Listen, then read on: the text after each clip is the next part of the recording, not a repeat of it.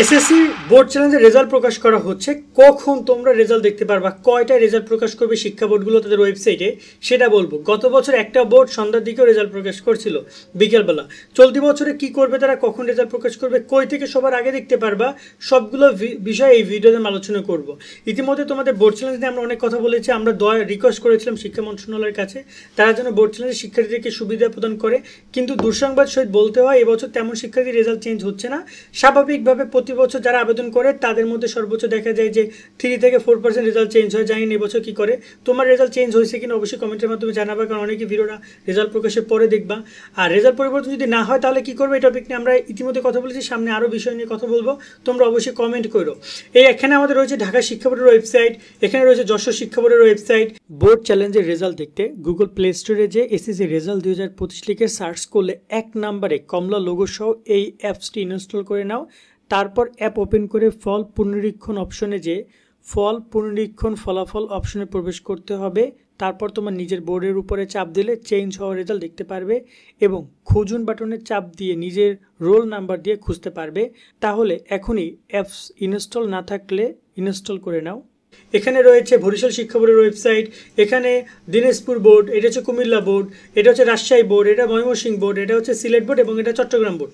সবগুলো বোর্ডের ওয়েবসাইট কেন দেখালাম, কারণ রেজাল্টটা প্রকাশ করবে মূলত ওয়েবসাইটে পিডিএফ তালিকা প্রকাশ করবে, যেমন ঠিক এরকমভাবে যেখানে তুমি আগে কি পেয়েছিলা, তোমার নতুন রেজাল্টটা কি এসেছে এবং তোমার আগে কি জিপিএ ছিল এবং বর্তমান রেজাল্টে তোমার কি জিপিএ এসেছে, মানে এখানে তোমার টোটাল আগের রেজাল্ট এবং বর্তমান রেজাল্টটা দেখাই দিবে। যেমন এখানে আগেও পাইছিল এ গ্রেড, এখন পাইছে, আগে পাইছিল এ মাইনাস, এখন পাইছে এ গ্রেড। ওর সাবজেক্ট ছিল বাংলা এবং ওর রোল নম্বর ছিল 100033। ঠিক আছে, আবার এখানে ছিল 100090। ও হচ্ছে গিয়ে যে ইংরেজিতে অ্যাপ্লাই করছিল, আগে পাইছিল বি, এখন পাইছে এ মাইনাস। অনেকেই ফেল করা থেকে পাস করবা। ফেল করার লিস্টটা একদম সবার শেষের দিকে হবে। তোমরা যদি একদম পিডিএফে শেষের দিকে যাও, এখানে গিয়ে দেখবা যে অনেক ফেল করে। আমি একটু শেষের দিকে যাই, এটা তো মাঝামাঝি আসছি। ঢাকা বোর্ডে কত বছর 3000 না 4000 স্টুডেন্ট রেজাল্ট চেঞ্জ হয়েছিল, দেখতে পাচ্ছ। এই যে এখন এখানে ফেল করা স্টুডেন্ট আছে, দেখতে পাচ্ছ, ফেল করা থেকে ডি। এই যে নিচের দিকে আসলে আরও ফেল করা স্টুডেন্টের সংখ্যা বেশি পাবা। ঠিক আছে, যেখানে অনেক শিক্ষার্থী ফেল করেছে, ফেল করা থেকে পাস করেছে।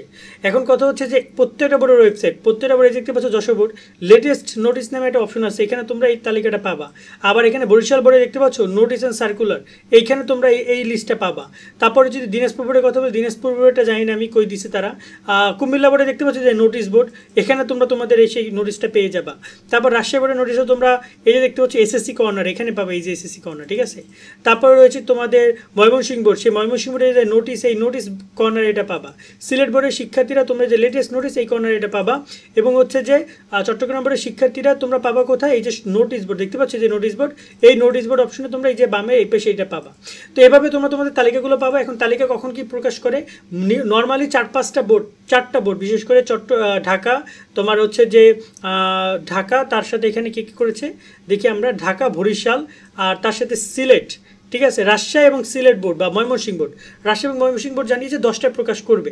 তবে সবগুলো বোর্ড যে 10টায় প্রকাশ করবে এমন কোনো কথা না, আগে পরে প্রকাশ করতে পারে, বাট 10টার পরে 11টা, 12টা, 1টাও আসতে পারে। তবে তোমাদের জন্য একটা সুখবর যে যখনই রেজাল্ট প্রকাশ করবে তখনই আমরা তোমাদেরকে ভিডিও করে জানিয়ে দিব যে রেজাল্ট প্রকাশ হয়েছে এবং তোমাদের সেই তালিকা আমরা দিয়ে দিব। সেক্ষেত্রে তোমরা অবশ্যই আমাদের সাথে কানেক্টেড থাকবা, আমরা চেষ্টা করবো তোমাদেরকে সহযোগিতা করার। কেমন, আজকের মতো ভিডিও আমরা এখানে শেষ করছি। সকলে অনেক অনেক ভালো থাকবা। আল্লাহ হাফেজ।